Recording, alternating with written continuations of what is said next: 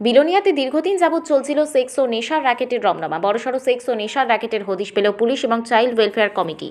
এই র্যাকেট গোটা দক্ষিণ জেলা ছাড়িয়ে রাজ্য এবং রাজ্যের বাইরেও পৌঁছে গেছে।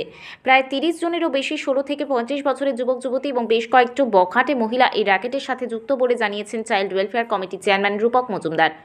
গতকাল রাতে অন্তর দাস এবং অন্তু দে নামে দুই যুবককে গ্রেপ্তার করেছে বিলোনিয়া মহিলা থানার পুলিশ। এই র্যাকেটের সাথে কারা যুক্ত অনেকের নাম চাইল্ড ওয়েলফেয়ার কমিটি এবং পুলিশের হাতে এসে গেছে। তাদের গ্রেপ্তার করা পর্যন্ত পুলিশ কিছুতেই মুখ খুলতে চাইছেন না।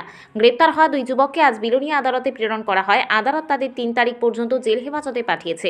ঘটনার বিবরণে চাইল্ড ওয়েলফেয়ার কমিটির চেয়ারম্যান রূপক মজুমদার জানান, 2024 নভেম্বর মাস থেকে চাইল্ড ওয়েলফেয়ার কমিটি কাছে এই সংক্রান্ত খবর পৌঁছালে তারা এই র্যাকেটের সাথে যুক্ত বেশ কয়েকজন নাবালিকাকে এনে জিজ্ঞাসাবাদ চালিয়ে তাদের কাছ থেকে পুরো ঘটনা এবং বেশ কিছু নাম লিপিবদ্ধ করে পুলিশের কাছে প্রেরণ করেন।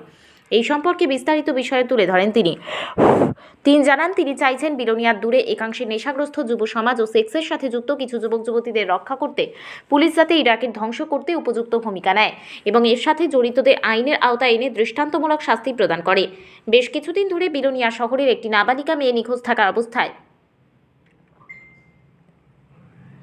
এবং অবশেষে তাকে উদ্ধার করতে পেরে পুলিশ তার বিস্তারিত তথ্য নিয়ে এই র্যাকেটের হদিশ পায়।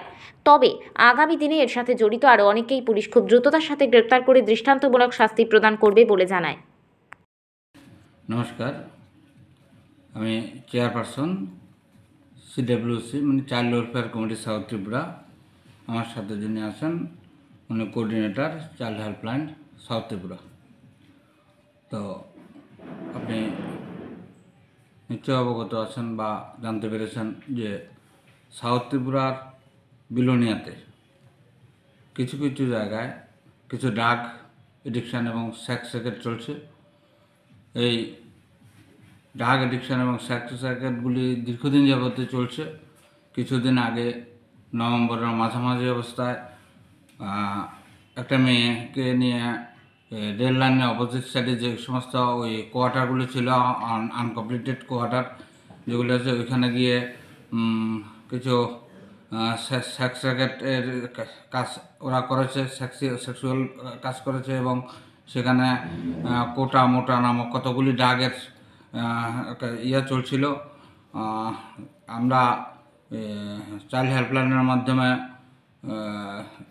ওই সমস্ত দুটো মেয়েকে আমরা সিডব্লিউসিতে প্রডিউস করার পর জানতে পারি এই র্যাকেটটা কত বড় এবং তার সাথে কতজন জড়িত আছে। মিনিমাম 30 জনের মতো ছেলে, যাদের বয়স 18 থেকে প্রায় 30-35 পর্যন্ত, বিশাল র্যাকেট জড়িত, যেগুলি ড্রাগের সাথে জড়িত, যেগুলি সেক্স র্যাকেটের সাথে জড়িত জানতে পারলাম। এবং একটা মেয়েকে জিজ্ঞাসাবাদের পর আমরা দেখলাম ওর বাবা যখন আমাদেরকে যন্ত্রণা করছে, তখন ওর বাবাকে আমরা একটা স্লিপ লিখে আমি এসডিপিওর সাথে নিজে কথা বলে এসডিপিওর কাছে পাঠিয়েছি। এসডিপিও তখন অ্যাকশন নেবে বলে জানিয়েছে।